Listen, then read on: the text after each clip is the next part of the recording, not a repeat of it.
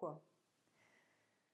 La loi travail du 8 août dernier vient fixer les modalités de fonctionnement du CPA qui avait été introduit par la loi Rebsamen du 17 août 2015 et qui sera effectif au 1er janvier 2017.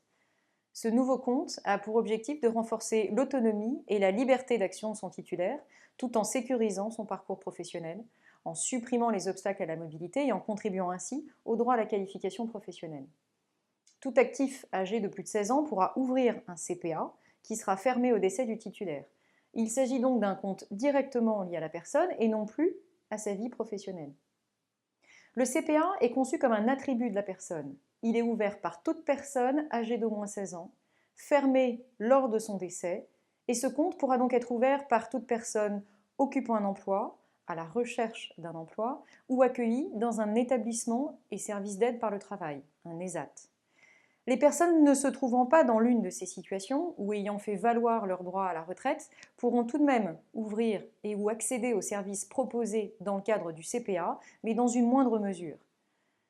L'une des innovations de ce compte est la reconnaissance de l'engagement citoyen du titulaire au travers des actions de bénévolat associatif qui vont permettre d'acquérir un certain nombre d'heures de formation dans le cadre du nouveau compte.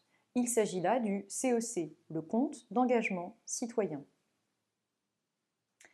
Le CPA est conçu comme un réceptacle qui regroupe 3 comptes. On y trouve le compte personnel de formation, le CPF. On y trouve également le C3P, le compte personnel de prévention de la pénibilité, et le nouveau compte d'engagement citoyen. Le fonctionnement du CPF ne change pas. Les points acquis sur le C3P vont pouvoir être convertis en heures de formation et mobilisés au titre du CPF en vue d'accéder à un poste moins exposé à des facteurs de risque. Les activités de volontariat, autrement dit les services civiques, réserves militaires, voire encore fonctions de maître d'apprentissage et de bénévolat associatif, seront recensées dans le CEC et permettront d'obtenir des heures de formation mobilisables au titre du CPF, là encore selon des règles de mobilisation spécifiques.